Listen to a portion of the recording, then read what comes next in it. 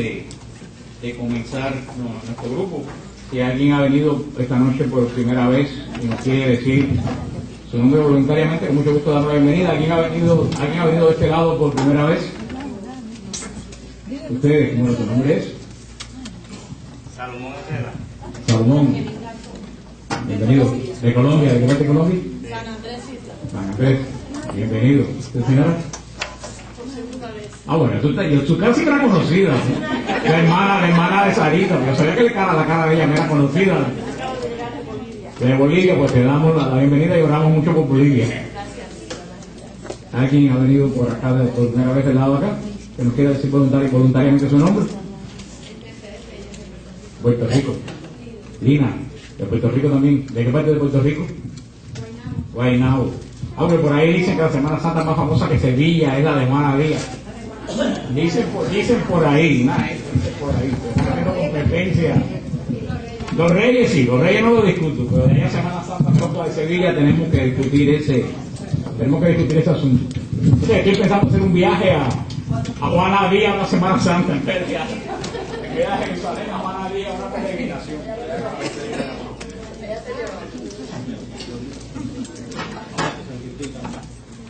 Hoy también la iglesia celebra a San Alfonso Rodríguez, religioso y también fue viudo, porque todo el mundo piensa que los religiosos todos son serios, pero hay religiosos y religiosas que han sido casados y que han sido viudos. De hoy es un típico viudo, comerciante, portero por 45 años de un colegio.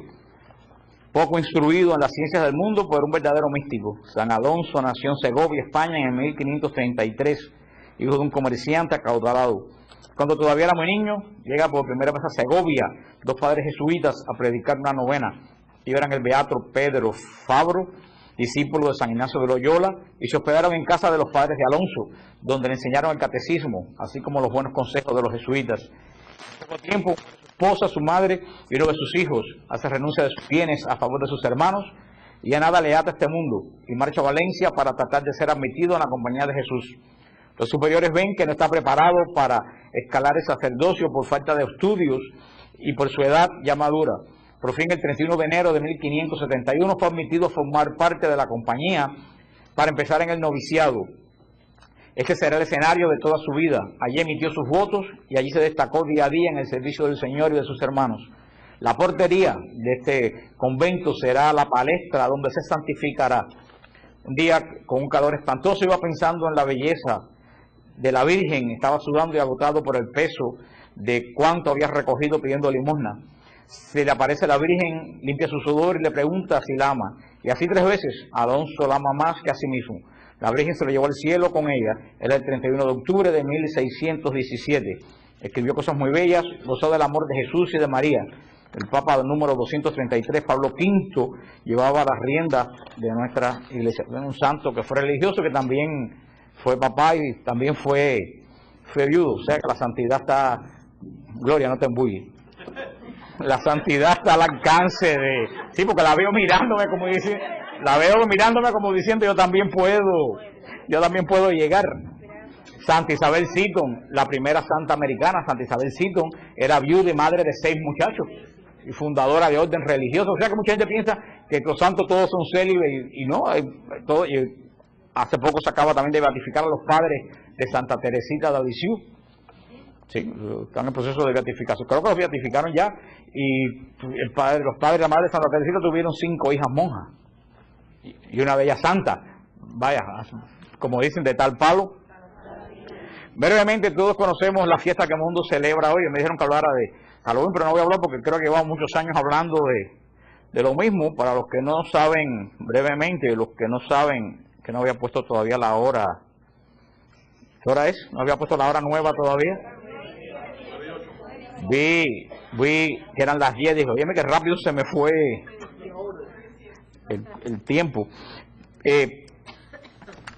La fiesta que celebra el mundo hoy de Halloween es una fiesta originalmente de los celtas de esa zona de Irlanda, del norte de Europa, una fiesta pagana en honor del dios Samhain, que es el dios de la muerte, donde decían que el dios de la muerte un día como hoy venía por las casas y tocaba la puerta, y si no le daban ofrendas en la puerta de las casas, pues le hacía daños a las familias que no le ponían ofrendas. Por supuesto eran los sacerdotes druidas los que pasaban recogiendo las ofrendas. Hoy en día también, como hoy, se quemaban esclavos y de acuerdo a qué forma morían, adivinaban el futuro. La iglesia condenó esta fiesta, y una fiesta que tenía la iglesia el 6 de mayo, que era la fiesta de todos los mártires. Los que han estado en Roma, los que han estado conmigo la última vez que fuimos, que yo los llevé al Panteón, el Panteón, que es la iglesia más antigua de Roma, que era un templo pagano de la época de Roma. Es el edificio mejor conservado de Roma, un edificio que tiene más de 2000 años, espectacular, con una cúpula gigantesca. El Papa consagró esa iglesia, que era los dioses de Roma, la consagró en honor a todos los mártires de la iglesia. Era la iglesia de los santos mártires, como sigue siendo hasta hoy. Pero entonces trasladó la fiesta de los mártires del 6 de mayo al 1 de noviembre y la instituyó como la fiesta de todos los santos, que es la fiesta que celebramos mañana. Lo que mucha gente no sabe, la gente piensa que mañana es la fiesta de San Juan Bosco, de Santa Teresita, de Santa Teresa, pero no. La fiesta mañana es la fiesta de todos aquellos que alcanzaron el reino de Dios y son santos. La fiesta no es de los santos canonizados, la fiesta es de todas las personas que están en el cielo. Se celebra mañana. Las familiares de nosotros que están en el cielo, toda esta fiesta es la que se celebra mañana. Todas las personas que han alcanzado el reino de Dios. La iglesia instituyó esa fiesta el día primero de noviembre, porque en el día de hoy se hacía la víspera de todos los santos. Que era la víspera de todos los santos. Lo que hacen en los monasterios, las vísperas, los cantos de los salmos por la noche, la vigilia, porque era una fiesta muy grande. La hizo precisamente para que esta noche pasara de ser una noche de celebrar la muerte a celebrar la vida de aquellos que están en el cielo. Y la vigilia empezaba hoy hasta mañana. El día siguiente, el día 2, la iglesia lo dedica para orar por las personas que están en el purgatorio. Por eso, mañana es el día de la gente que está en el cielo. Los que se murieron y están en el cielo, su fiesta es mañana. El día 2 no celebramos nada, oramos por las personas que aún no han llegado al cielo. La gente piensa que el día 2 es la fiesta de todos los difuntos. No, es la fiesta de todos los que están en el purgatorio. La fiesta de los que ya pasaron el purgatorio no es el día 2, es el día primero. Y así la fiesta de Halloween, de ahí viene la palabra Halloween, All Hallows Eve, la víspera de todos los santos. Y a esa fiesta se perdió, inclusive estuvieron prohibidas con penas de cárcel en Europa, y en las 13 colonias también estuvieron prohibidas por los protestantes, hasta que el siglo antes pasado, en el siglo XIX, unos comerciantes de Boston comenzaron a revivir la fiesta de All Hallows Eve, pero con las tradiciones de los celtas. Por supuesto que ya no adoraban a ningún dios Samhain. Eso es estúpido pensar que esta gente hicieron con esa idea. Lo que hicieron era burlarse de esta fiesta, haciendo que los niños se disfrazaran con fantasmas y que le dieran dulce. Era una fiesta más bien que nada burlándose de la fiesta de los celtas. Y así fue por muchos años un carnaval infantil. Hasta que en los años 1960 y tantos comenzó el culto satánico en los Estados Unidos. Ahí fue cuando la cosa se complicó. Mientras era una fiesta de niños, eso no era un carnaval, no tenía nada que ver. Pero en los años 1960, cuando comienza la primera iglesia satánica en San Francisco, aprobada por el gobierno con las iglesias satánicas en Estados Unidos tienen, y en el mundo, en Inglaterra peor, tienen los mismos derechos que la iglesia cristiana. En Inglaterra peor, porque ya en Inglaterra han puesto capellanes satánicos en el army, con los mismos grados que los capellanes anglicanos y católicos. Y en Estados Unidos, lo que pusieron en las cárceles, hay capellanes satánicos en las cárceles. Pusieron la gente haciendo los ritos en las cárceles en Estados Unidos. Cuando se le da a las iglesias satánicas el mismo rango que a las iglesias cristianas, esta noche vuelve a tomar el sentido que tenía hace 2000 años atrás. Para los satánicos, esta noche es como la noche de la Pascua para nosotros. Así como el sábado santo para nosotros, con la vigilia pascual, todas las iglesias del mundo alabando a Cristo resucitado, esa gente también. La noche de hoy es la noche para ellos equivalente a la Pascua cristiana. Y el que no me quiera creer, lo único que tiene que hacer es entrar a los webs satánicos del internet, que no se los recomiendo, que hay muchísimos. No sé, Mirde está en el closet. Mirde está en el closet. No, porque se durmió. Yo creo que se durmió. Déjame ver, ya sé.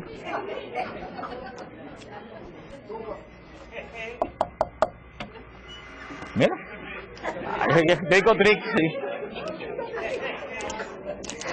No, yo estaba dormida. Yo quería poner a Mildred de testigo, porque una vez que yo estaba haciendo un trabajo para Radio Paz, cuando yo perdía mi tiempo en explicar el Halloween, con tal después viene para ver, tú dices que no es malo, así que para evitar la confusión, ya no digo yo absolutamente más nada, pero cuando yo hacía programas, sí, porque es una locura que en un programa de Radio Paz digan que es malo, en el otro digan que no es malo, eso es lo que acaba de crear más confusión todavía.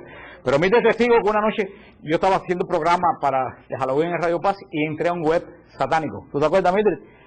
Tuve que llamar a Mildred porque me empezó a faltar el aire. Me pareció que me empezaron a apretar el pecho así para ir. Tuve que llamar a Mildred para cobrar por mí, porque yo me aviso todavía. Hermano, lo que ese web tenía, la presentación que tenía, un web magnífico, y lo que decían que iban a hacer en esta noche, lo dicen no está escondido, lo dicen, lo anuncian las horas, los lugares, los sacrificios, todo lo ponen. Hay decenas de web en el internet que no les recomiendo a nadie que entre, porque te digo que a mí espiritualmente pero no estoy diciendo algo que es fantasía, porque es comprobable.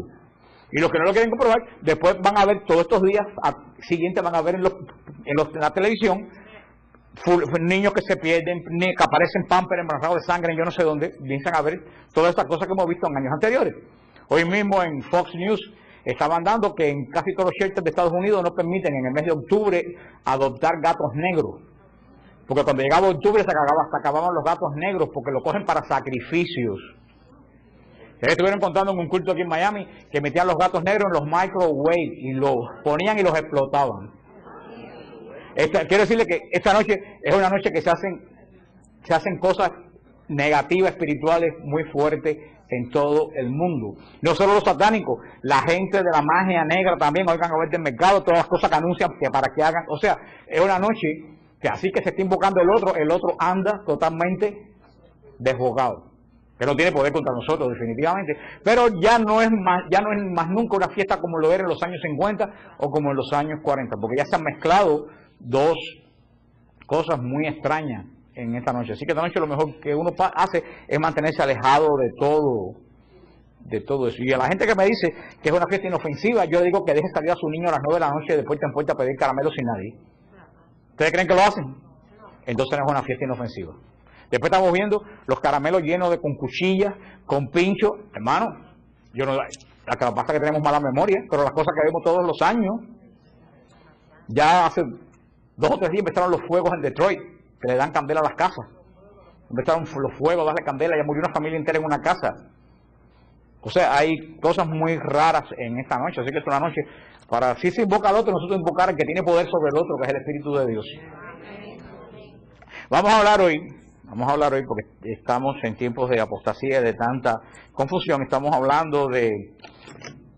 hablamos del quién sustenta el poder en la iglesia, el poder de interpretar las escrituras en el Papa, vimos la tradición y la escritura, vimos la iglesia o la Biblia, pero increíblemente yo no puedo creer que he tenido que hacer un artículo defendiendo la canonicidad de los 4 evangelios en la iglesia, porque hay una corriente que comenzó en un seminario protestante de California que se llama el Seminario de Jesús, pentecostal, protestante, se ha pasado a algún sector de la Iglesia Católica. Ese Seminario de Jesús se reúne todos los años, coge la palabra la mira y dice, no, ustedes creen que esto es cierto, y cada cual pone en vota sí o no, y si todo el mundo se da cuenta que no es cierto, quitan ese pedazo del Evangelio. O le dan la interpretación que así dicen que María no fue virgen, esos son esa gente que dicen que aquí está en Jerusalén, que aquí está un que habló con la samaritana. Al final, que si vemos a ver, del Evangelio no queda absolutamente nada. Y esos pseudos teólogos, de los cuales el Papa dijo que los teólogos estaban para fortalecer la fe del creyente, no para quitarle la fe. Y yo inclusive hoy en Radio Paz un programa y le escribí a esa persona que lo dijo diciendo que los 4 evangelios no fueron escritos ni por Juan, ni por Mateo, ni por Lucas, ni por Marcos, que eran una escuela de pensamiento del siglo II que escribió estos evangelios. Y hay sacerdotes por ahí que también lo están diciendo. Vaya, no es doctrina de la iglesia, estoy diciendo que esto es una escuela de los liberales que todo lo ponen en duda. Todo lo ponen en duda, menos las cosas científicas. Entonces yo le dije, entonces ustedes se han equivocado de carrera. Mejor métanse a científicos nucleares y dejen la iglesia tranquila, y no hay nada más canónico y más real que los evangelios. Si a mí me dicen ahora que los evangelios no los escribí, yo le dije a esta persona, si tú me dices que los evangelios no fueron escritos por Lucas, por Marcos, por Mateo, ni por Juan, entonces fue un sacerdote. Yo le decía, entonces tú eres un mentiroso. Él me decía, ¿por qué? Digo, porque tú en la misa dice lectura del Santo Evangelio, ¿qué? Según ¿quién? San Marcos, San Mateo. Porque todo hubiera sido lo normal decir lectura del Santo Evangelio escrito por una comunidad. No se dice, dice según. Según quiere decir que porque lo escribió, se lo dice la misa. Entonces, si tú estás diciendo mentira en la misa. Entonces me miró así con cara de pena y me dijo, lo que pasa es que tú tienes una fe infantil. Yo digo, bendito sea Dios, porque dice Jesús que los que tienen fe de infantil entran al reino de los cielos. Entonces después me dijo, no, yo no quise. Y dije, too late, ya lo dijiste. Ya lo dijiste y no lo voy a... Todo esto por esta ola de liberalismo que ha entrado en un área de la iglesia que ha llevado a los escándalos, al fango y a las porquerías que estamos viendo por todos lados. Porque lo que hemos visto que el liberalismo que se coló en la iglesia en los años 60, lo único que ha traído es desgracia a la iglesia. Yo tuve que escribir este artículo, vamos, para que nadie lo confunda, porque aunque venga alguien con un cuello romano y le diga algo que está en contra del magisterio de la iglesia, aunque esa persona tenga un cuello romano, está diciendo ¿qué cosa? Mentira. Aunque venga una doña con un velo de monja y una toca por aquí, te diga algo que está en contra de lo que dice el magisterio de la iglesia, está diciendo mentira. Aunque venga un obispo con el gorro rojo y te diga algo en contra del magisterio de la iglesia, está diciendo mentira. ¿Tú sabes lo único que no puede ser mentira? El Papa cuando habla en materia de fe y de moral. De ahí para abajo, porque me lo dice, ay, pero es que me lo dijo un sacerdote. Si te dijo algo que no está en el catecismo, está diciendo mentira. Me lo dijo un obispo. ¿Qué cosa fue Marcel Lefebvre? Un arzobispo y fue excomulgado porque hizo el cisma de la iglesia. O sea que los obispos se equivocan, los sacerdotes se equivocan, y las monjas se equivocan, y los laicos también se equivocan. Lo único que no se equivoca ¿quién es? El Papa cuando habla en materia de fe y de moral es cátedra. Porque cuando él habla como persona privada también se equivoca. Porque hay mucha gente que se confunden por un velo o por un altacuello. Y por eso tengo que tener el catecismo de la iglesia. Si lo que me dicen no va de acuerdo al catecismo de la iglesia, está diciendo mentira. Y así se lo tenemos que decir. Como se lo dije yo, padre, usted es un mentiroso. Punto. Pero hay un teólogo que se llama Soren Kierkegaard, que él decía, el cristianismo es el único fenómeno histórico que a pesar de lo histórico, o mejor dicho, justamente por lo histórico, ha querido ser para el individuo el punto de partida de su certidumbre eterna. Ha querido interesarle de otra manera que la meramente histórica. Ha querido basar su salvación en un hecho histórico. Este señor Soren Kierkegaard, él decía que la característica del cristianismo, que es que a pesar que es algo espiritual para nuestra salvación, tiene profundas raíces históricas. No es como el hinduismo, que tú vas a buscar dónde vivió Krishna, dónde vivió, todo son leyendas, o como en otras culturas, otras religiones, o como la gente de la nueva era, que todos son marcianos, que pintados de verde, que están yo no sé en qué luna de Saturno, y que nosotros somos seguidores de un Dios que caminó sobre la tierra, y vemos el lugar donde nació, vemos el lugar donde murió, vemos el lugar donde lo enterraron, vemos el lugar donde resucitó, y vemos la historia de los mártires de Roma que dieron la vida por él. O sea, vamos a Israel y seguimos los pasos de él. Es un Dios que se encarna ¿en qué? En la historia, y que tiene raíces históricas. Podemos decir, en tal fecha se escribió tal libro. No somos leyendas que se pierden en una antigüedad remota. Estamos en estos tiempos de gran apostasía. Tenemos que tener esto muy claro. Como dijo San Pablo, como San Pablo en la carta a los Romanos, capítulo 1, versículo 18, dice, en efecto, la ira de Dios se revela desde el cielo contra la impiedad y la injusticia de los hombres, que por su injusticia retienen prisionera la verdad. Porque todo cuanto se puede conocer acerca de Dios está patente ante ellos. Dios mismo se lo dio a conocer, ya que a sus atributos invisibles, su poder eterno, su divinidad, se hacen visibles a los ojos de la inteligencia desde la creación del mundo por medio de sus obras. Por lo tanto, esos no tienen ninguna excusa. En efecto, habiendo conocido a Dios, no lo glorificaron ni le dieron gracias como corresponde.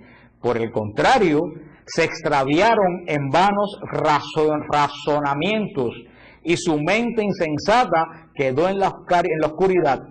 Haciendo alarde de sabios, se convirtieron en necios. Esto que dice San Pablo en 1 Corintios, 1 de Romanos 18 en adelante, lo que estamos viendo ahora. Gente que se han metido tanto en ciencia que haciendo alarde de erudición, ¿en qué se han convertido? En necios. Decía un sacerdote jesuita del Líbano, de la isla de la tierra Zacarías, el otro día, que se ha metido en eso, decía, mientras los musulmanes reafirman cada vez más su creencia, nosotros en la iglesia estamos arañando la base del cristianismo, poniéndolo todo en duda. El día que la base se desmorone, el edificio se cae arriba y nos aplasta. Mientras tú ves que los musulmanes y los judíos cada vez están más firmes, nosotros en el cristianismo estamos poniéndolo absolutamente todo en duda, criticándolo todo. Hermanos, cuando el cristianismo se derrumba, nos va a aplastar a todos. Porque para un árabe musulmán, Chávez, Fidel Castro, Evo Morales, el presidente Bush y el Papa son exactamente lo mismo. Son cristianos, aunque no crean algunos de esos ni en su abuela. Cuando ellos dicen cristianos se refieren a todo el mundo occidental que están en guerra con ellos. Eso es lo que la gente no acaba de entender. También lo que decía Jesús en San Mateo 11:25. Te doy gracias, Padre, Señor del cielo y la tierra, porque has escondido estas cosas a los sabios y entendidos, y las has revelado a la gente sencilla. Gracias, Padre, porque a ti te ha parecido bien. Eso dice el Señor lo dice. El Señor revela sus cosas a los sencillos y se le esconde a los sabios. Nunca ustedes van a ver que la Virgen se le aparece a un teólogo. Siempre a quién se le aparece, a pastores, a niños, a gente humilde. Es a quien se las grandes revelaciones que hacía Santa Catarina Labouré, la que enseñó al mundo la medalla milagrosa, en el convento, que es lo que hacía, arrancarle las plumas a la gallina. Se murió y nadie sabía, nada más que su confesor, que ella era la que había atraído al mundo la devoción de la medalla milagrosa. Se enteraron después que se murió, porque nadie en el convento ni idea tenía que la que arrancaba las plumas a la gallina era la que recibió nada más y nada menos que la revelación de la medalla milagrosa. La de devoción a la Divina Misericordia, a Sor Faustina, que no la querían en ningún convento. El Sagrado Corazón a Santa Margarita de Alacoque, una monjita humilde de un pueblo perdido de Francia. La Virgen de Lourdes a Santa Bernadette Soubirous, que tenía 12 años y no podía tomar la comunión porque no se podía aprender el catecismo. Esa es la gente a quien el Señor se le demuestra. Y es lo que las gracias que da Jesús, el misterio de Dios. En la encíclica Fides et Ratio, una fe, la fe y la razón, que todo el mundo debe haber leído de Juan Pablo II, donde dice que la fe y la razón no están reñidas. Sencillamente, la fe y la razón miran la misma cosa desde dos puntos de vista totalmente diferentes. El Papa dice, la fe y la razón no están reñidas, la ciencia mira la creación desde el punto de vista científico, la fe mira la creación desde el punto de vista espiritual. Los dos miran la misma cosa, pero desde dos puntos de vista totalmente distintos. Tú no puedes en la visión material de la creación buscar espiritualidad. Tú no puedes en la visión espiritual de la creación buscar elementos físico, porque están dando una explicación de lo mismo, pero desde dos puntos de vista. ¿Entienden eso? Lean la encíclica de Juan Pablo II, Fides et Ratio. Dice Juan Pablo II, en efecto, esta no está llamada a expresar un juicio sobre los contenidos de la fe, hablando de la ciencia, siendo incapaz de hacerlo por no ser idónea para ello. Su tarea más bien es saber encontrar un sentido y descubrir las razones que permitan a todos entender los contenidos de la fe. Se dice que la ciencia nos debe ayudar a encontrar los contenidos, no a desentrañar los misterios de la fe. Por eso, cuando la gente mira la creación y dice, pero en Génesis, ¿dónde están los restos, los fósiles? Digo, hermano, tú no puedes buscar los fósiles en el Génesis, porque Génesis está viendo la interpretación espiritual de la creación, mientras que la ciencia está buscando la interpretación física. Ustedes pueden ir a la teoría de la relatividad a buscar los misterios luminosos del rosario. No, entonces, ¿por qué quieren en Génesis buscar coacervado y buscar explosiones atómicas?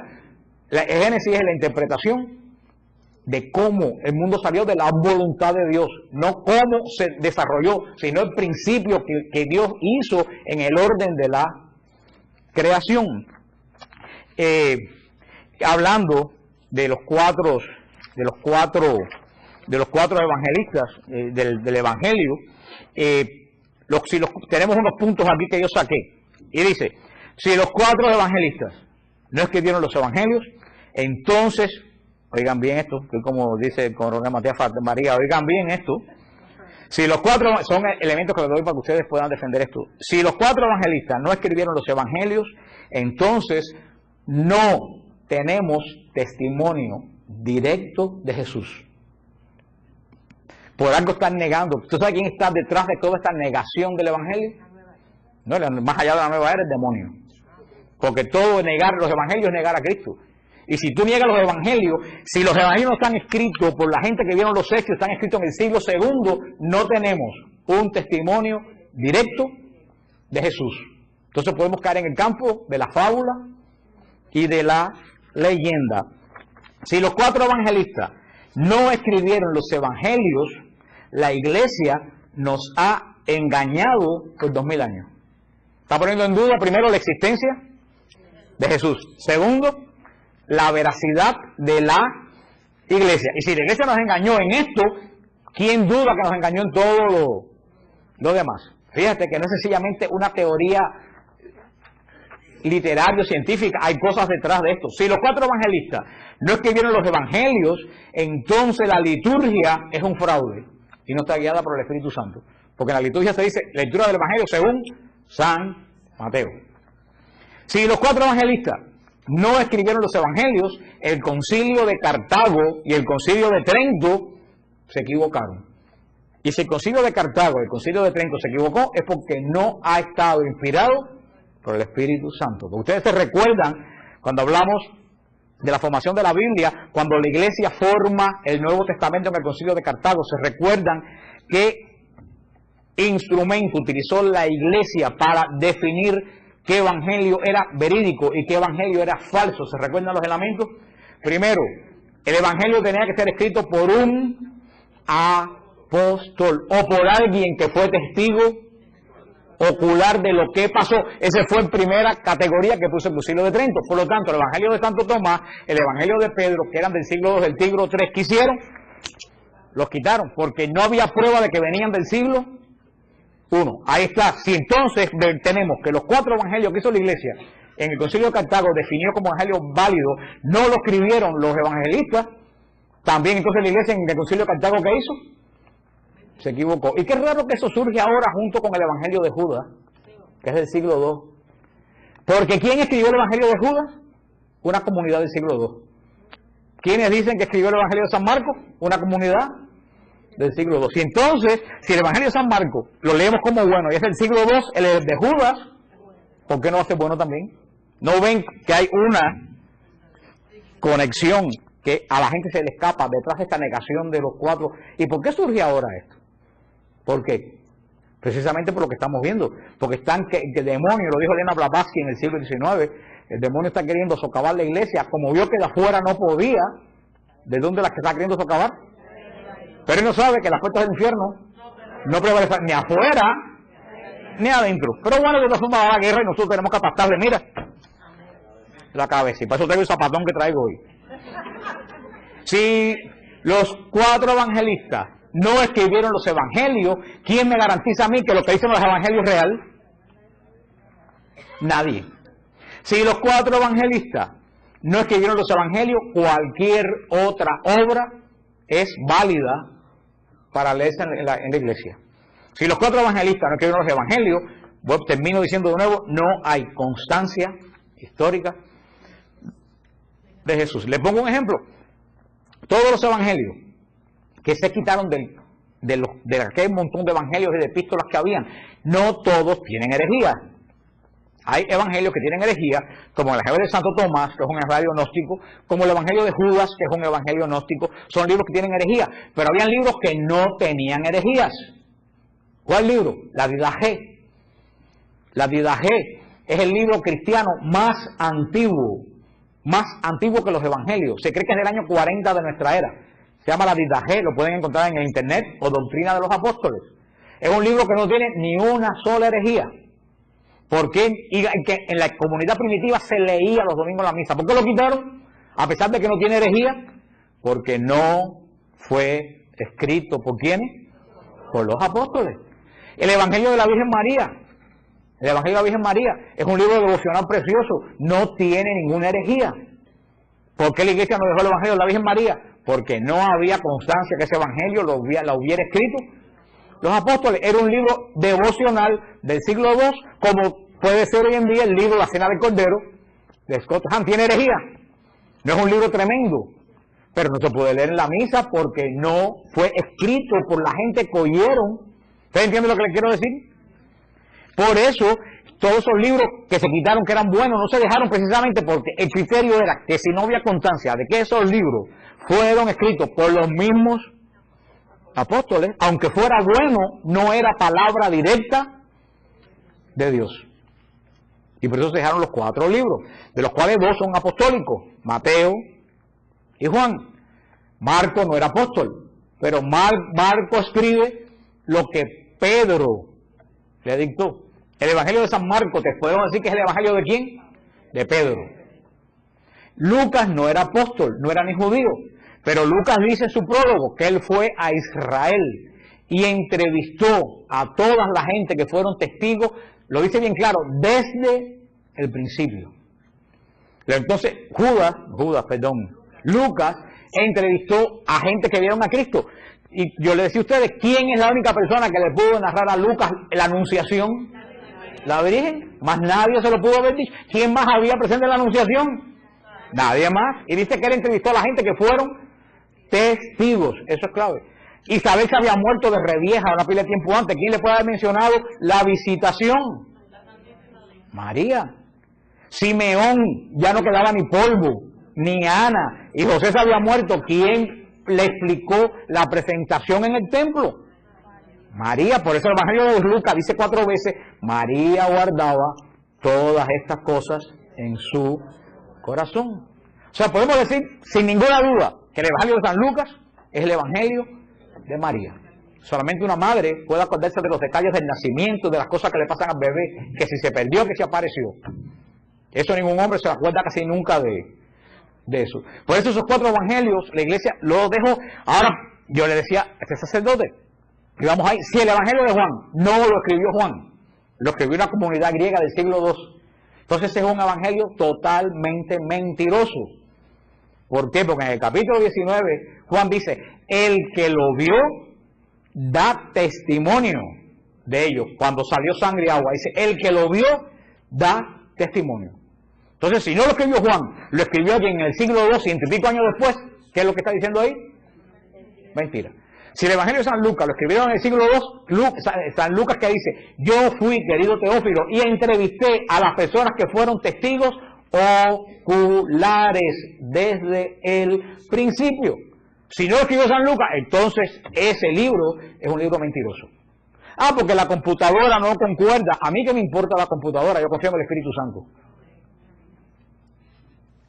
Eso es lo que trae cuando querer meter las cosas de la ciencia para entender las cosas de Dios.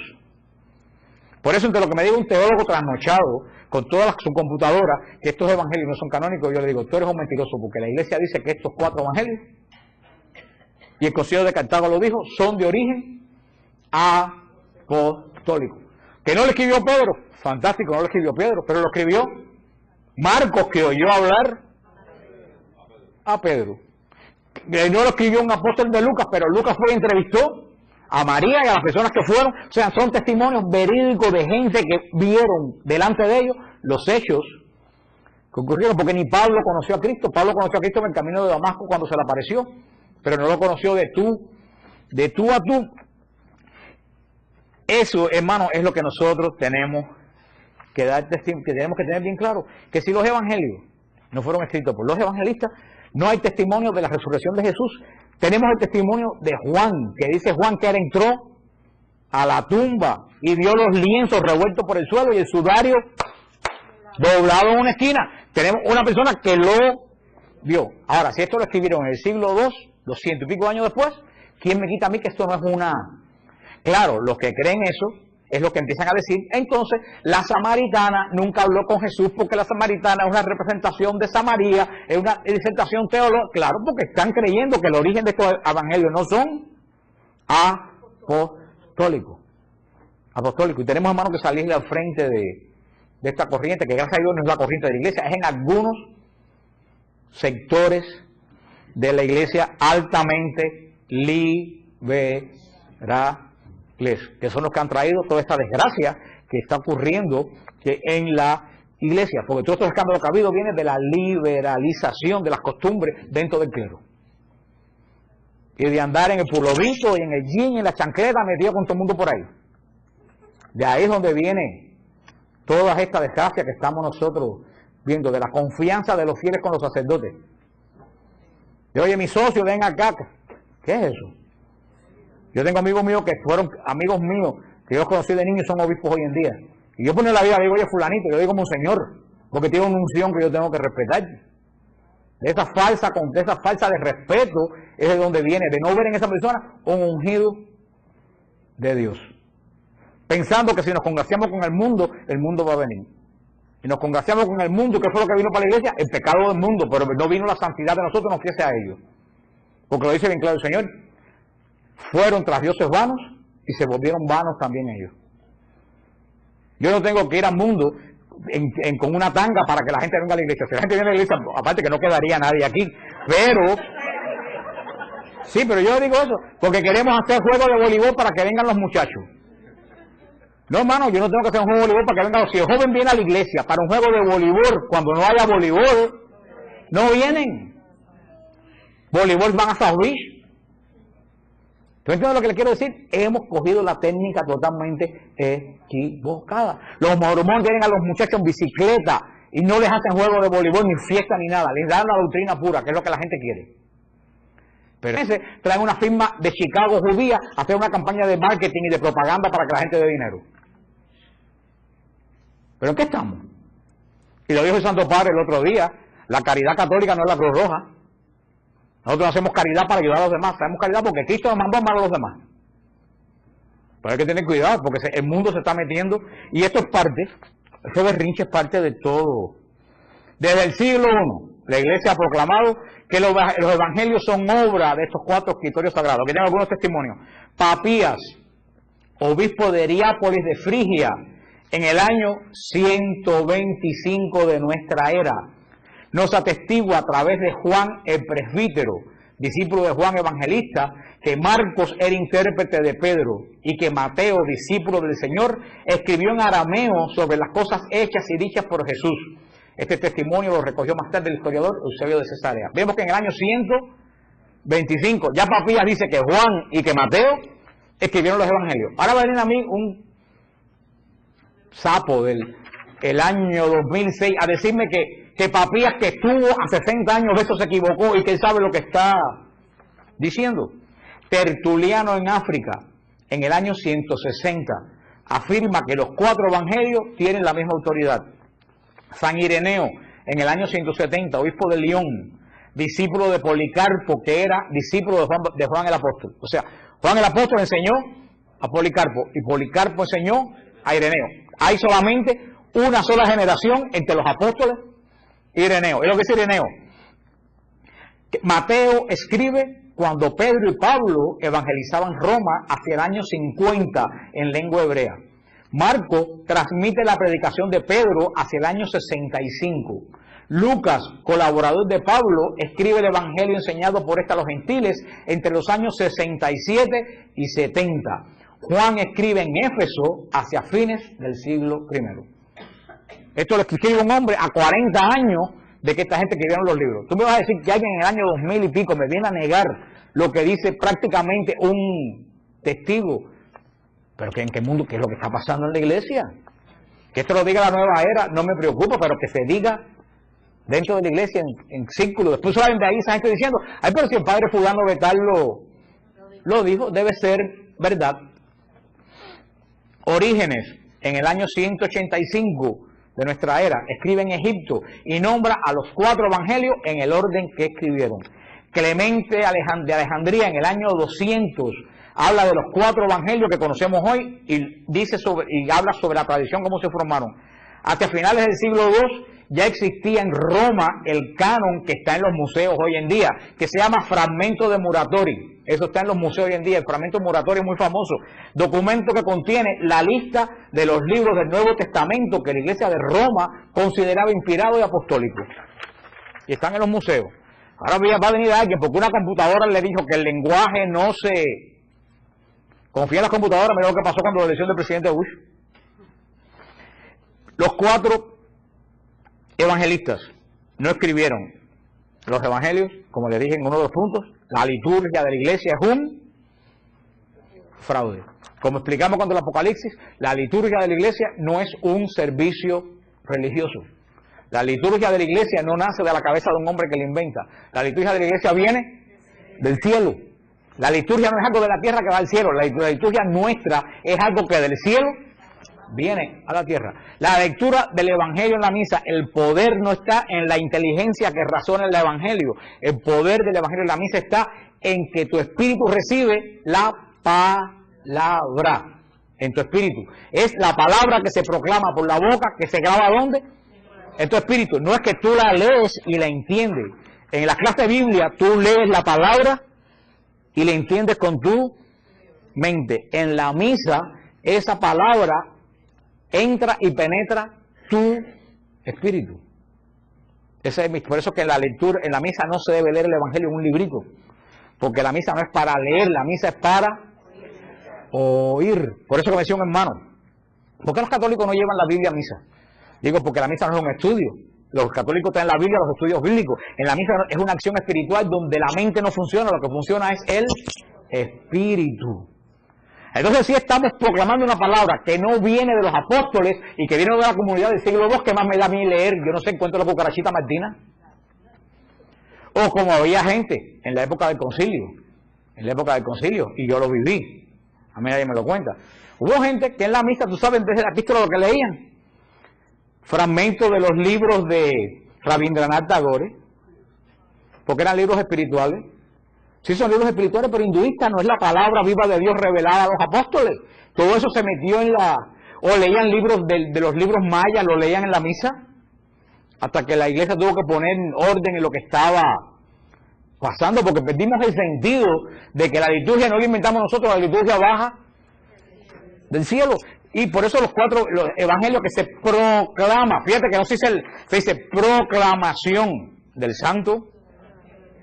Por eso hasta los lectores, que la mitad de los lectores ninguno sirve en ningún lado, porque los lectores tienen que prepararlo. No es lo mismo leer que proclamar. Yo le voy a decir lo que es leer. Dichoso el que perdona su culpa y queda cubierto su pecado. Dichoso el hombre a quien Yahvé no le imputa delito y no hay fraude en su interior. Guarda silencio, eso es proclamar. Dichoso el que perdona su culpa y queda cubierto su pecado. ¿Usted ve cuál es la diferencia entre leer y proclamar? En la misa no estamos proclamando, estamos leyendo. A ver, algunos como yo no saben ni leer. Yo una vez en un lugar que dijeron lectura de San Pablo a los filipinos. En vez de a los filipenses, digo, ¿y cuándo San Pablo estuvo en la Filipina? Yo me quedé en shock cuando yo oí aquello. No estoy haciendo un chiste, eso yo lo oí, como decía Sara, con mis oíditos, yo lo oí. ¿Okay? Porque como no estamos preparando, en la iglesia primitiva, lector era un ministerio sagrado que se recibía por imposición de manos. En la iglesia primitiva el lector estudiaba y se le imponía las manos y se le daba, se llamaba una orden menor. No era orden mayor como el sacerdocio, pero era orden menor, el lectorado. Era la importancia que tenía la persona que lee en la misa. Y todo eso se ha ido perdiendo y se ha ido perdiendo. Porque si los evangelios están escritos por una comunidad del siglo II, no tienen el poder apostólico. Que tenemos la certeza que cuando leemos el evangelio estamos oyendo la voz de Jesús, no la voz de una comunidad del siglo II. Si los 4 evangelios no escribieron, los evangelistas no escribieron los evangelios, ya se lo dije, el canon, y se lo expliqué lo que estaba leyendo fuera de orden, el canon de la escritura que definió el Concilio de Cartago está totalmente equivocado, porque el Concilio de Cartago definió los evangelios porque tenían origen apostólico. Y se equivocó el Concilio de Cartago, y se equivocó el Concilio de Trento, y se equivocó el Concilio Vaticano, que los tres reafirmaron esto. Entonces, hermano, ¿a quién tú vas a creer? ¿A ellos? El Concilio de Trento dice: el Sacrosanto Ecuménico y General Concilio de Trento, porque hay una cosa, estaba la gracia cuando el Concilio Vaticano de decir, ese anda por el Concilio de Trento. Ese era un chiste que yo lo hice también. Cuando alguien decía a alguien, ese es el Concilio de Trento, ¿qué es lo que uno quería decir? Que estaba atrasado. Error. Ningún concilio es por encima de otro concilio. El mismo Espíritu Santo que habló en Trento es el Espíritu Santo que habló en el Vaticano II. Y los concilios no pasan de moda. Error craso. Que decía, es la misa del Concilio de Trento. Mira, Benedicto XVI está a punto de aprobar de nuevo la misa en latín. Ya lo dijo el cardenal, lo anunció el cardenal Arinze, que está a punto de aprobarse sin pedir permiso. Cualquier iglesia puede volver a dar la misa tridentina, lo que lo quiera. Porque, hermano, es que en la iglesia no hay nuevo ni viejo, porque Jesús siempre es el mismo ayer, hoy y siempre. O como los cantos, ese canto es viejo. No hay cantos viejos. Para mí no hay canto más hermoso que ese canto que se cantaba hace 1.000.000 de años cuando yo tomé la comunión. Oh, en Jesús yo creo firmemente que por mi bien estás en el altar. O que el salmo que se cantaba que decía, como siervo que a la fuente de agua fresca va a ver. Esos cantos son hermosos. ¿Cómo van a decir que ese canto ya pasó? ¿Qué es esto? ¿Qué cosa es esto? ¿Para bailar o qué cosa es esto? Que es un concurso de... Hay cantos nuevos bonitos y hay cantos viejos bonitos. Hay cantos nuevos horribles y hay cantos viejos. El canto gregoriano, que es la oración, no hay nada más espiritual que te mueve el espíritu que el canto gregoriano. Entonces la iglesia quitó el canto gregoriano porque somos modernos. Entonces la nueva era los cogió y graba CD de canto gregoriano. Y todo el que medita va a buscar los cantos que nosotros desechamos. Dejamos de creer en los ángeles y la nueva era agarró los ángeles. Entonces, la gente moderna está recogiendo lo que la iglesia está votando. Entonces, ¿para dónde se va la gente? Para donde están esos símbolos que nosotros desechamos. Porque la gente viene a la iglesia no buscando modernismo, viene buscando la palabra de Dios, que es la misma ayer, hoy y siempre. Eso es el gran fallo.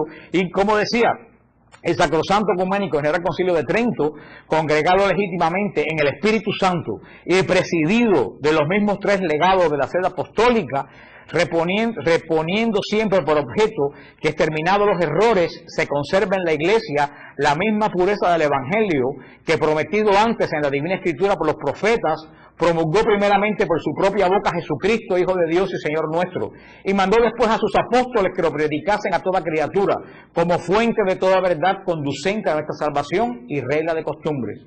Considerando que esta verdad y disciplina están contenidos en los libros escritos y en las tradiciones no escritas, que recibidas de boca del mismo Cristo por los apóstoles, o enseñada por los mismos apóstoles, fue inspirada por el Espíritu Santo y ha llegado de mano en mano hasta nosotros, siguiendo los ejemplos de los padres católicos, pues Dios es el único autor de ambos, así como la mencionada tradición perteneciente a la fe y a las costumbres que fueron dictadas verbalmente por Jesucristo o por el Espíritu Santo y conservadas perpetuamente sin interrupción en la Iglesia Católica.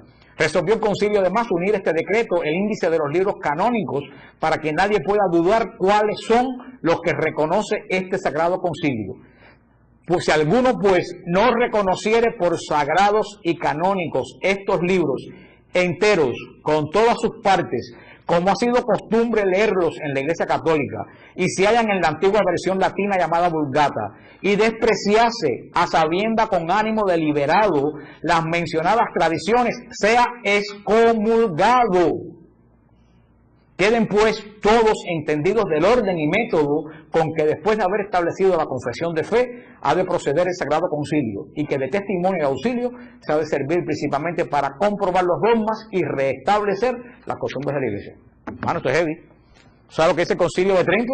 Que no ha pasado de moda ni ha sido anulado.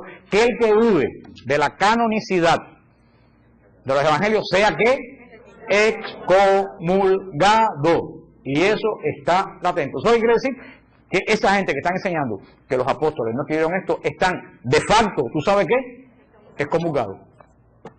Porque hay una excomunión que la proclama el Papa, pero hay una excomunión como esta del concilio que todo el que cae en eso está inmediatamente, como el que se hace masón. Los masones están excomulgados. Tú se haces masón, le dicen no tienes que excomulgarte. Inmediatamente que tú te haces masón, automáticamente quedas excomulgado. Dice aquí, en el concilio de Trento, que inmediatamente que alguien duda de la canonicidad de los evangelios, queda, aunque siga dando misa, esté excomulgado.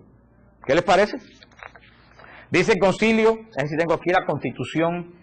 No tengo aquí la Constitución, pero está en el Concilio de Trento. Dice la Constitución del Vaticano II, la Declaración Dei Verbum, dice en el punto 7, dispuso Dios benignamente que todo lo que había revelado para la salvación de los hombres permaneciera íntegro para siempre y fuera transmitido a todas las generaciones. Por ello Cristo el Señor, en quien se consuma la revelación total de Dios sumo, mandó a los apóstoles a que predicaran a todos los hombres el Evangelio, comunicándole los dones divinos. Este Evangelio prometido antes por los profetas lo completó Él y lo promulgó con su propia boca, como fuente de toda verdad salvadora y de la ordenación de las costumbres, lo cual fue realizado fielmente tanto por los apóstoles, que en la predicación oral comunicaron con ejemplos e instituciones lo que habían recibido por palabra, por la convivencia y por las obras de Cristo, o habían aprendido por la inspiración del Espíritu Santo, como por aquellos apóstoles y varones apostólicos, que bajo la inspiración del mismo Espíritu escribieron el mensaje de la salvación. Dice, el mensaje de la salvación fue escrito por los apóstoles o por varones apostólicos. ¿Quiénes son los varones apostólicos? Marcos y Lucas, que son varones apostólicos porque convivieron con los, dice en el capítulo 18 de la Declaración de Verbum, nadie ignora que entre las escrituras, incluso del Nuevo Testamento, los evangelios ocupan con razón el lugar preeminente, puesto que son el testimonio principal de la vida doctrinal del Verbo encarnado. La Iglesia, es lo que dice el concilio, la Iglesia siempre ha defendido y defiende que los 4 evangelios tienen origen apostólico, pues los que los apóstoles predicaron por mandato de Cristo, luego, bajo la inspiración del Espíritu Santo, ellos y los varones apostólicos no lo transmitieron escrito, fundamento de la fe, es decir, el evangelio en 4 redacciones, según Mateo, Marcos, Lucas y Juan, el Concilio Vaticano II en el 1967. O sea, no, dice, ya terminando, me quedan 5 minutos, dice Catecismo de la Iglesia en el punto 107. Los libros inspirados enseñan la verdad como todo lo que afirman los agiógrafos son los escritores, o autores inspirados, lo afirma el Espíritu Santo. Se sigue que los libros sagrados enseñan sólidamente, fielmente y sin error la verdad que Dios hizo consignar en dichos libros para salvación nuestra. Si los autores del Evangelio no fueran los evangelistas, esto que dice el concilio fuera totalmente falso, porque ¿quién me garantiza a mí que alguien en el siglo II puede escribir fielmente lo que hizo Cristo Jesús? De ahí viene esa persona, que no voy a decir su nombre, porque siempre saltan algunas cucarachas y se van alándose los pelos, y para evitar que nadie se identifique como cucaracha, no voy a decir quién, pero una vez cuando yo conocí a Mildred y Rubén, ¿se acuerdan Mildred y Rubén? El siglo pasado, Rubén, Mildred y yo coincidimos en una clase de los profetas que dio una persona muy conocida en la arquidiócesis de Miami, y en el año, fue como el 2001, ¿verdad? No, que el 2001, oye, se me fue el santo, como el 81, fue como en 1981, coincidimos allí, y me costó el curso $75. En el 81, $75 para un Marielito era dinero, porque yo ganaba $400 al mes. Coincidimos allí, y resulta cuando empieza el curso, esta persona tan sabia empieza a decir, no, porque Cristo nunca entró a Jerusalén el domingo de Ramos. Fue que los que escribieron el Evangelio, como la profecía de Zacarías dice que Cristo va a entrar en el domingo de Ramos, pues para dar sentido mesiánico de que Cristo entró, escribieron que Cristo entró a Jerusalén. Y la Magdalena María no le lavó los pies a Jesús con un ánfora. Eso quiere decir que en el ánfora el óleo fue ungido. Y yo fui, primera vez que yo oía eso. Y después dice, no, porque la samaritana nunca habló con Jesús en ningún pozo. Eso quiere decir que Samaria es Jerusalén. Entonces yo me paré. ¿Ustedes se acuerdan, Rubén? Yo me paré y yo le dije, ¿Usted me quiere decir que todo lo que dice el Evangelio no pasó? Dice, no. ¿Cómo usted me explica eso? Dice, no, porque como pasó mucho tiempo, ahí viene, como pasó mucho tiempo en que se escribió el Evangelio, a la gente se les olvidó y reconstruyeron la vida de Cristo en base a las profecías. Entonces se les olvidó, ¿y qué hizo el Espíritu Santo en ese tiempo? Entonces me miró y me dijo, es que estas clases no es para todo tipo de mentalidad. ¿De acuerdo, Reverendo, lo que yo le dije? Yo dije, me alegro en el alma que mi mentalidad no sea la suya. Cogí mi Biblia y perdí $75. Y yo creo que Rubén y Mita estaban grabando, ¿verdad? Yo creo que no volvieron a grabar más después de aquello. Hermano, de esos fangos, de esas aguas, vienen estos fangos que nosotros nos cogen y nos tienen ahora hasta aquí. De esas aguas, porque cuando se pone en duda todo lo que es santo, si tú vas poco a poco quitando la santidad y quitando, como decía San Agustín, si tú desnudas a Dios, lo único que queda es el ridículo. Dios es misterio. Dios es misterio. Ustedes no ven en las películas cuando alguien le arranca la ropa y sale cogiendo sin ropa, que es lo que hace todo el mundo. Se ríe. No, cuando en una película alguien le arranca la ropa y sale y se queda con la chaqueta en la mano, todo el mundo se ríe, porque es el ridículo. Y eso es lo que hemos querido hacer con Dios. Hemos querido desnudar a Dios para que la gente lo entienda. Y lo decía San Agustín, si tú entiendes a Dios, ese no es Dios. Dios es incomprensible. Tú no puedes entender a Dios. Dios reside en el misterio. Y por eso la liturgia antes era de espalda a la gente. No para que la gente no viera lo que estaba pasando. Es que la liturgia como Dios es misterio. Y cuando hay misterio tú te pones reverente. No cuando todo te lo ponen ante la vista. ¿Qué cosa hay que hacer ahí? Nada más que qué. Que mirar. Ya no hay misterio. Eso, a ver qué me queda aquí por decir.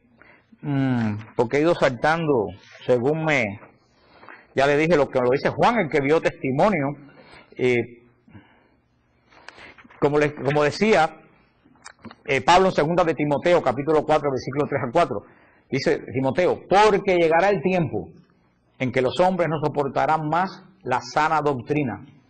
Por el contrario, llevados por sus inclinaciones, se procurarán una multitud de maestros que les halaguen los oídos y le apartan de la verdad para escuchar cosas fantasiosas. Ha llegado un momento. Porque yo vuelvo a decir, y yo que yo le decía a esa persona en ese programa de Radio Paz, que yo le escribí un email, y yo creo que se lo mandé a usted de verdad. Yo le escribí, yo le decía, vamos a suponer que es verdad, que los evangelistas no escribieron esto, que esto lo escribieron en el siglo II. Te voy a dar esa duda. ¿Qué beneficio le trae decir eso en el radio a las viejitas que oyen Radio Paz? ¿Usted cree que le trae algún beneficio o le trae confusión? ¿Qué necesidad hay cuando se está dando el Evangelio de Judas plantarte a decir eso en el radio, aunque sea la verdad más grande? Como decía Pablo, todo me es permitido, mas no todo me conviene. Que yo estoy seguro que son mentiras, pero vamos a suponer en el último caso que fuera verdad. ¿Qué ayuda eso? A ustedes le ayuda a crecer, decir, oye, los 4 evangelios no fueron escritos por ninguna de esta gente. ¿A ustedes le ayuda a crecer espiritualmente eso?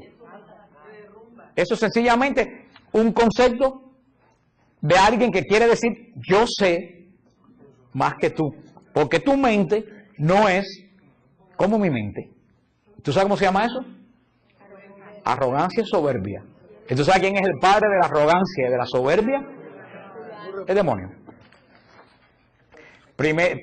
Segunda de Pedro, capítulo 2, versículo 1 al 3 dice, en el pueblo de Israel, oigan lo que dice Pedro, en el pueblo de Israel hubo también falsos profetas.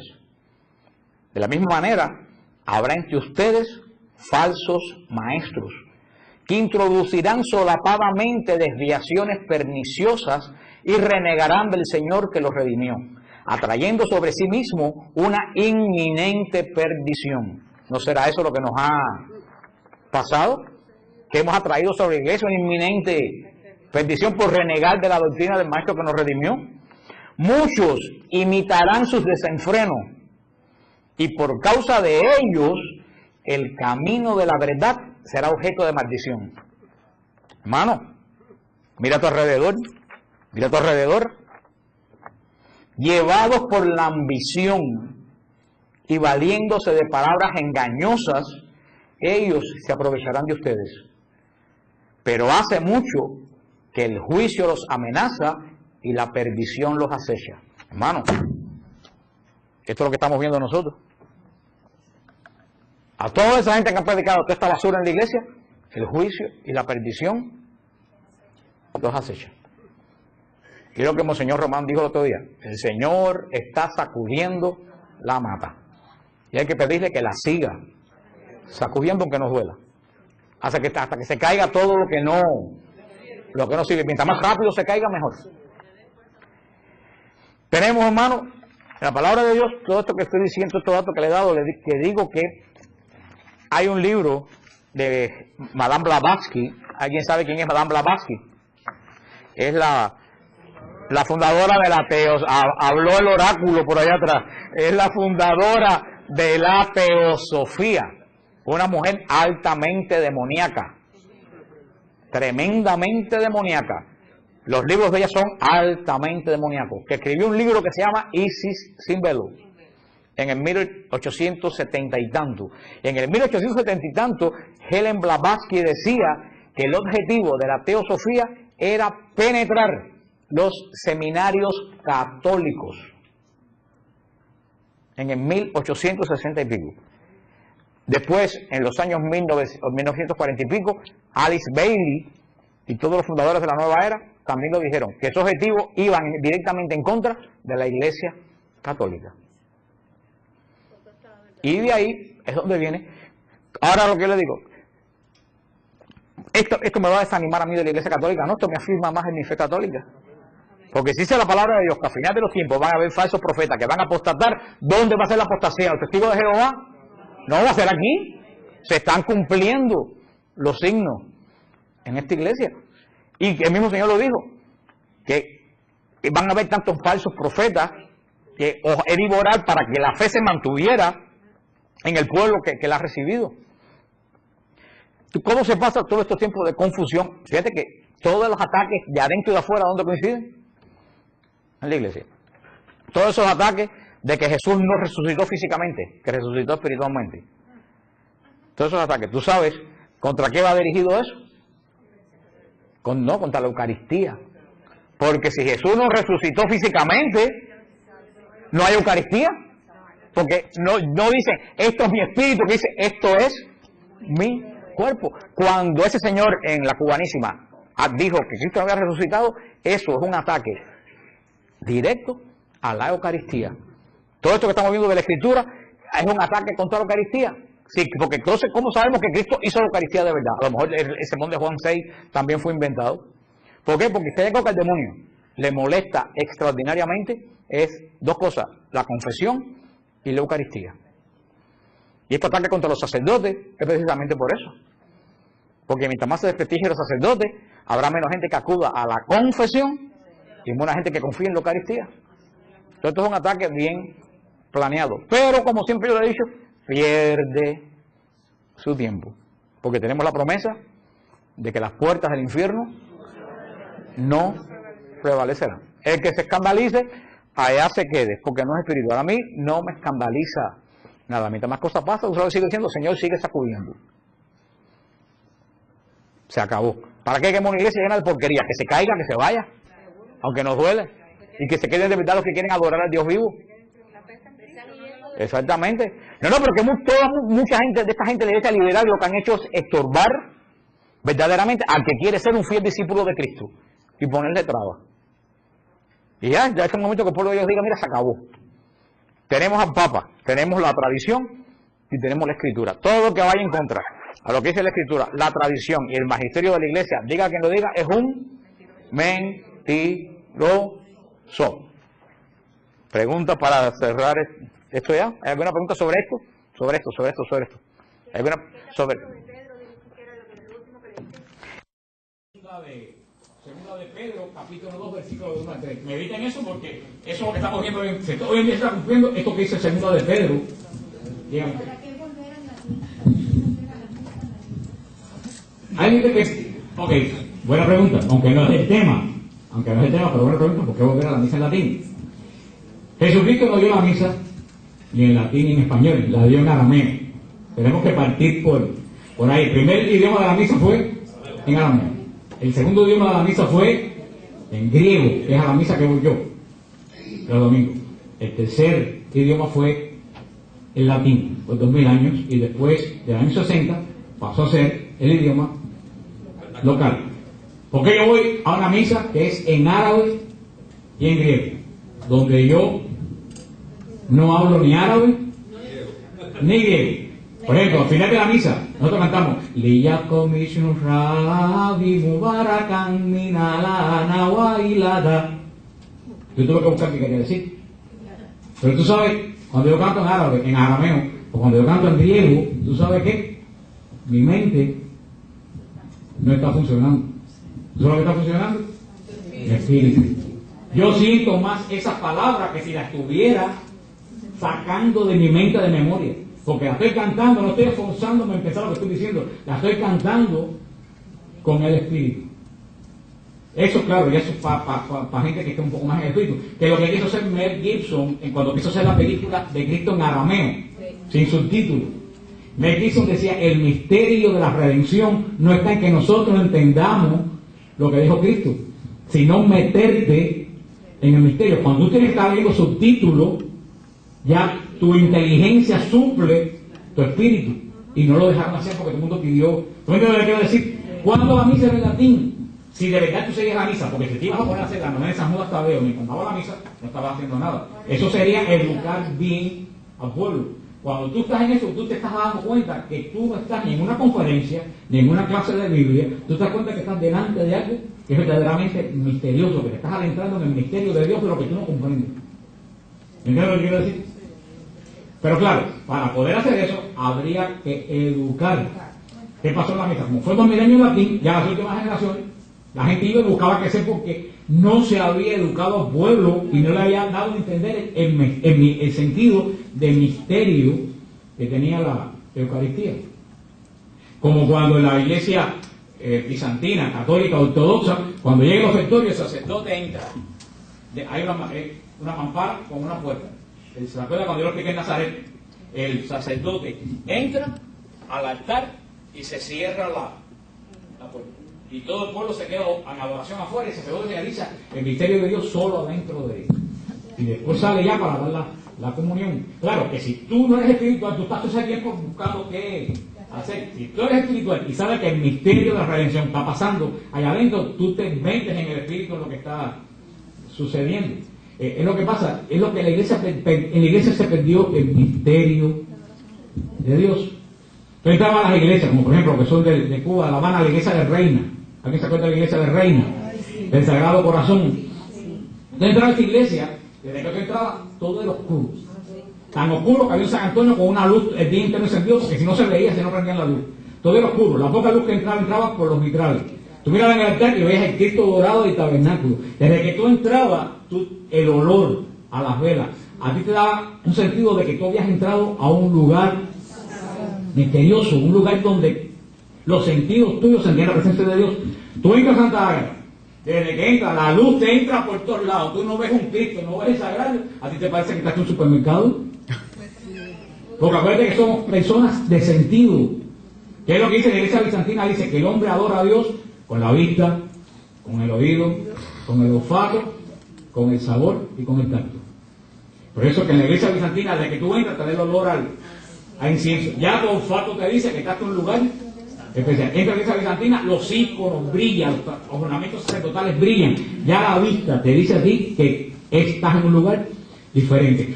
El censario tiene cascabeles. Tú oyes cuando inciensan el ruido, tu oído oye, ¿tú me entiendes? Todos tus sentidos, la gente continuamente están haciendo inclinaciones, empecinándose. Tu cuerpo participa en la liturgia. En la iglesia católica, occidental, o latina, todo lo hemos simplificado tanto, pero tanto, que nos hemos quedado casi con nada.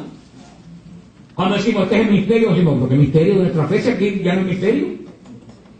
Entonces, ¿qué es lo que sucede? Como un culto protestante que alabamos al Señor y todo eso estamos bien, aquí también lo alabamos. Pero cuando tu culto solamente es de una enseñanza que tú entiendes y una alabanza que tú sabes lo que funciona ahí, Tu intelecto. Tu intelecto es lo que funciona ahí. Tú no estás haciendo una obra espiritual, tú estás haciendo una obra intelectual, aunque los pobres piensan que están haciendo algo espiritual porque cantan alabanza y se caen para atrás, pero eso es puro intelecto. Porque ¿qué pasa si no entiendes el sermón? El sermón no sirvió para... Y los católicos hemos caído en eso. No, el sermón no sirvió para nada. Voy para aquella iglesia donde hay un mejor sermón. Entonces, ¿qué es lo que estamos buscando? El intelecto. El intelecto, no el misterio. ¿Tú me entiendes lo que quiero decir? Nos hemos vuelto una iglesia demasiado intelectual. Hemos querido parecer en la iglesia protestante. Y vimos lo que han dicho en el estudio que vimos de Apocalipsis de David Shelton, que es protestante. Él lo decía, el gran error, y él es protestante, de la iglesia protestante fue suprimir la liturgia. Porque al suprimir la liturgia se perdió el misterio de la iglesia. Entonces todo lo que estamos haciendo son obras intelectuales, no espirituales. Porque hasta más, para tú creer algo tienes que demostrártelo con 78 versículos bíblicos. Entonces eso es fe. No, eso es conocimiento. A la vez que tú te demuestras algo con 7 versículos, ya tú lo entendiste, ya no es fe. Yo le digo a la gente cosas de la iglesia católica que no te puedo explicar. Porque son pura fe.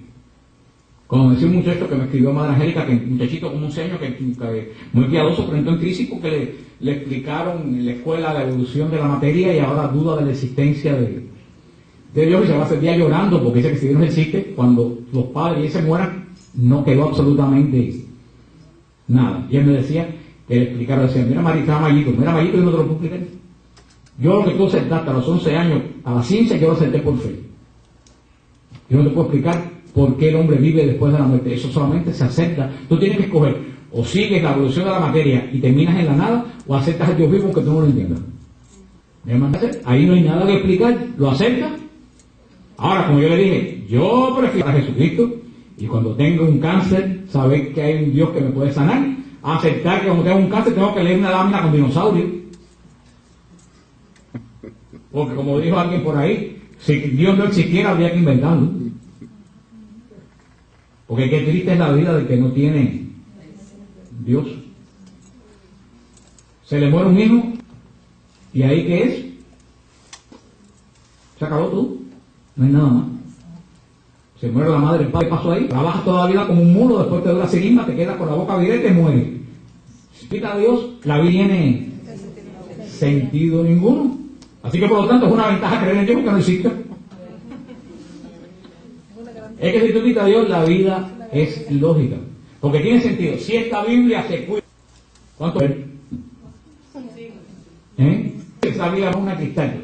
¿Qué tiempo puede durar? 400, 500 años. El papiro. ¿Tiene lógica que esta Biblia pueda vivir más que yo? Digo yo, todo el ser humano, que somos tan perfectos, que tenemos tantas combinaciones, que los científicos dicen que el hombre es más infinito para adentro que para afuera, la cantidad de cosas que tienen que pasar para que tú camines y respires, que yo pueda vivir 60 o 70 años, y sin embargo esta Biblia que le hicieron va a durar 400 años si la cuidan. Hermano, si Dios no existiera y la vida eterna no existiera, el mundo fuera una casa de locos, nada tuviera sentido, nada tuviera sentido. Que esto fuera algo, tú te pones a pensar lo que es, lo que se ponen a pensar en Dios. Tú te pones a pensar que si no hay Dios, ¿dónde se termina el universo? ¿Alguien me puede explicar dónde termina el universo? ¿O qué es el universo?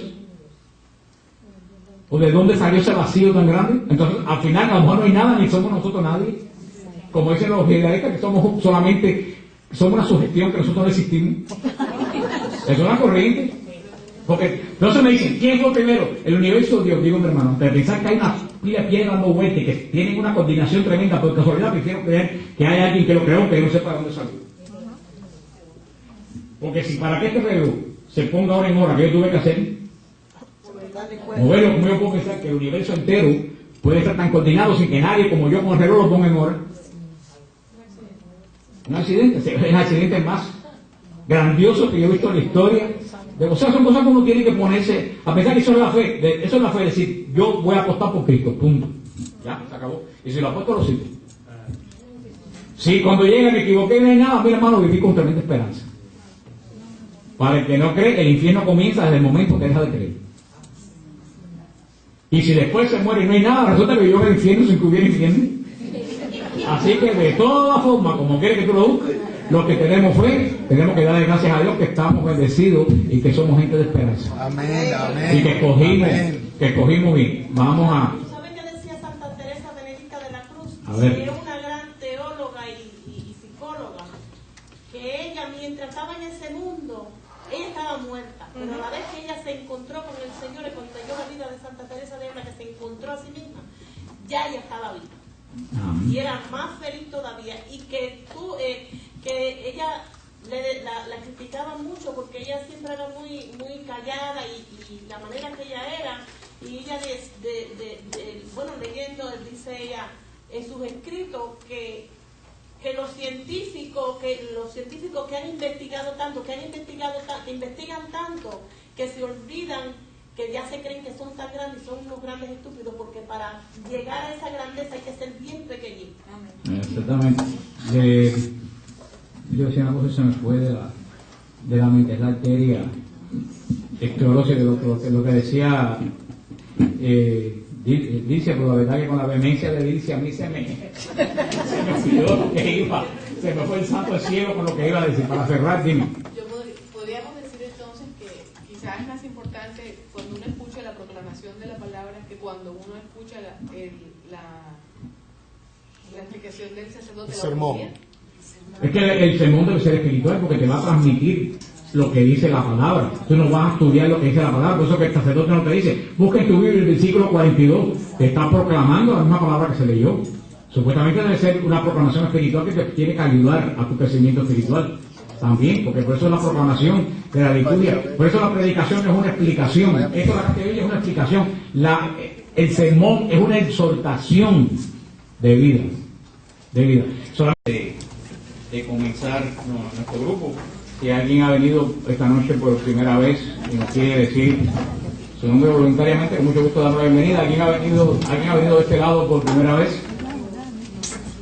Ustedes, bueno, ¿tu nombre es?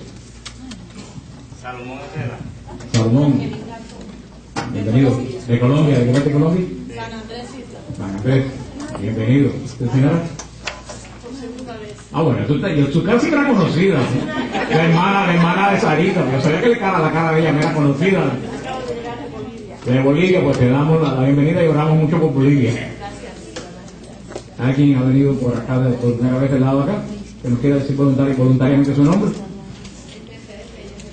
Puerto Rico. Lina, de Puerto Rico también. ¿De qué parte de Puerto Rico? Guaynabo. Aunque por ahí dicen que la Semana Santa más famosa que Sevilla es la de Juana Díaz. Dicen por ahí, dicen por ahí. Están haciendo competencia.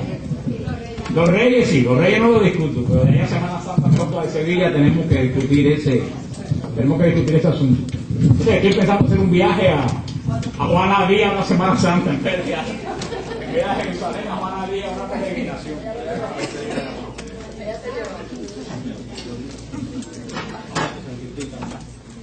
Hoy también la iglesia celebra a San Alfonso Rodríguez, religioso y también fue viudo, porque todo el mundo piensa que los religiosos todos son serios, pero hay religiosos y religiosas que han sido casados y que han sido viudos.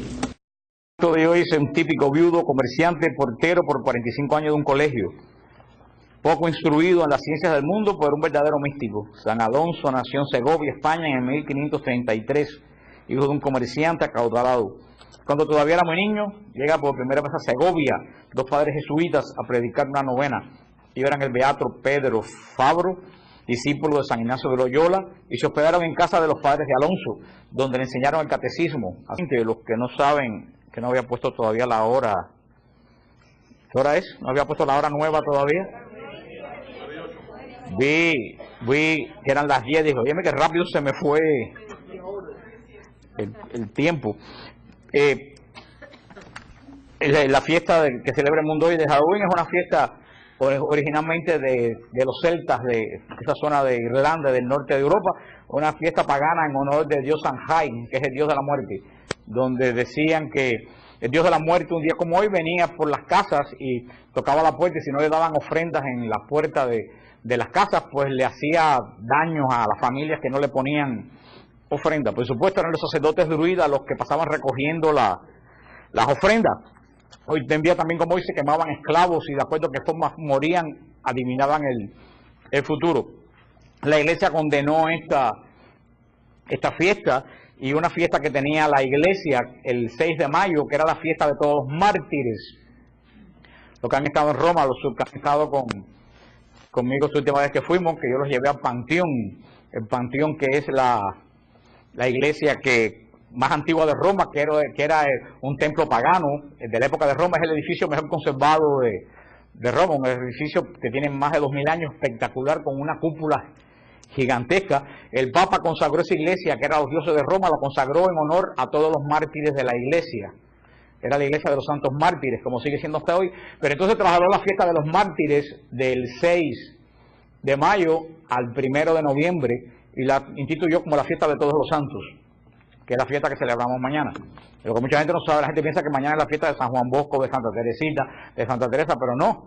La fiesta mañana es la fiesta de todos aquellos que alcanzaron el reino de Dios y son santos. La fiesta no es de los santos canonizados, la fiesta es de todas las personas que están en el cielo. Se celebra mañana. Las familiares de nosotros que están en el cielo, toda esta fiesta es la que se celebra mañana. Todas las personas que han alcanzado el reino, así como los buenos consejos de los jesuitas. En poco tiempo, su esposa, su madre y uno de sus hijos hace renuncia de sus bienes a favor de sus hermanos y ya nada le ata a este mundo y marcha a Valencia para tratar de ser admitido en la compañía de Jesús. Los superiores ven que no está preparado para escalar el sacerdocio por falta de estudios y por su edad ya madura. Por fin, el 31 de enero de 1571 fue admitido a formar parte de la compañía para empezar en el noviciado. Este será el escenario de toda su vida. Allí emitió sus votos y allí se destacó día a día en el servicio del Señor y de sus hermanos. La portería de este convento será la palestra donde se santificará. Un día, con un calor espantoso, iba pensando en la belleza de la Virgen. Estaba sudando y agotado por el peso de cuánto había recogido pidiendo limosna. Se le aparece la Virgen, limpia su sudor y le pregunta si la ama. Y así 3 veces, Alonso la ama más que a sí mismo. La Virgen se lo llevó al cielo con ella. Era el 31 de octubre de 1617. Escribió cosas muy bellas, gozó del amor de Jesús y de María. El Papa número 233, Pablo V, llevaba las riendas de nuestra iglesia. Un santo que fue religioso, que también fue papá y también fue viudo. O sea que la santidad está... Gloria, no te embulles. La santidad está al alcance de... Sí, porque la veo mirándome como diciendo, yo también puedo llegar. Santa Isabel Seton, la primera santa americana. Santa Isabel Seton era viuda y madre de 6 muchachos y fundadora de orden religioso. O sea que mucha gente piensa que los santos todos son célibes y no. Hace poco se acaba también de beatificar a los padres de Santa Teresita de Lisieux. Sí, están en proceso de beatificación. Creo que los beatificaron ya y los padres y la madre de Santa Teresita tuvieron 5 hijas monjas y una de ellas santa. Vaya, como dicen, de tal palo. Brevemente, todos conocemos la fiesta que el mundo celebra hoy. Me dijeron que hablara de Halloween, pero no voy a hablar porque creo que llevamos muchos años hablando de lo mismo. Para los que no saben, brevemente, Inglaterra peor, tienen los mismos derechos que la iglesia cristiana. En Inglaterra peor porque ya en Inglaterra han puesto capellanes satánicos en el army, con los mismos grados que los capellanes anglicanos y católicos. Y en Estados Unidos, lo que pusieron en las cárceles, hay capellanes satánicos en las cárceles. Pusieron la gente haciendo los ritos en las cárceles en Estados Unidos. Cuando se le da a las iglesias satánicas el mismo rango que a las iglesias cristianas, comienza, esta noche vuelve a tomar el sentido que tenía hace 2000 años atrás. Para los satánicos, esta noche es como la noche de la Pascua para nosotros. Así como el Sábado Santo para nosotros, con la vigilia pascual, todas las iglesias del mundo alabando a Cristo resucitado, esa gente también. La noche de hoy es la noche para ellos equivalente a la Pascua cristiana. Y el que no me quiera creer, lo único que tiene que hacer es entrar a los webs satánicos del internet, que no se los recomiendo, que hay muchísimo. No sé, Mirde está en el closet. Mirde está en el closet. No, porque está, bueno, se durmió, yo creo que se durmió. Déjame ver, ya sé.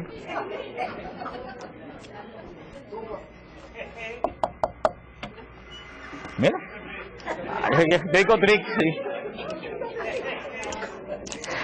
No, yo estaba dormida.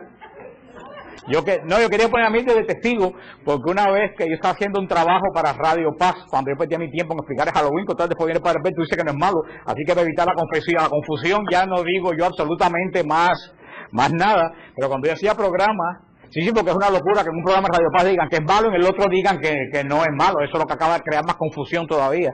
Pero Mildred es testigo que una noche yo estaba haciendo un programa para el Halloween en Radio Paz y entré a un web satánico. ¿Tú te acuerdas, Mildred? Tuve que llamar a Mildred porque me empezó a faltar el aire. Me pareció que me empezaron a apretar el pecho así para ahí. Tuve que llamar a Mildred para cobrar por mí, porque yo me dicho todavía, hermano, lo que ese web tenía de Dios. La iglesia instituyó esa fiesta el día primero de noviembre, porque en el día de hoy se hacía la víspera de Todos los Santos. Que era la víspera de Todos los Santos. Lo que hacen en los monasterios, las vísperas, los cantos de los salmos por la noche, la vigilia, porque era una fiesta muy grande, la hizo precisamente para que esta noche pasara de ser una noche de celebrar la muerte a celebrar la vida de aquellos que están en el cielo, y la vigilia empezaba hoy hasta mañana. El día siguiente, el día 2, la iglesia lo dedica para orar por las personas que están en el purgatorio. Por eso, mañana es el día de la gente que está en el cielo, los que se murieron y están en el cielo, su fiesta es mañana. El día 2 no celebramos nada, oramos por las personas que aún no han llegado al cielo. La gente piensa que el día 2 es la fiesta de todos los difuntos, no, es la fiesta de todos los que están en el purgatorio. La fiesta de los que ya pasaron el purgatorio no es el día 2, es el día primero. Y así la fiesta de Halloween, de ahí viene la palabra Halloween, All Hallows Eve, la víspera de Todos los Santos.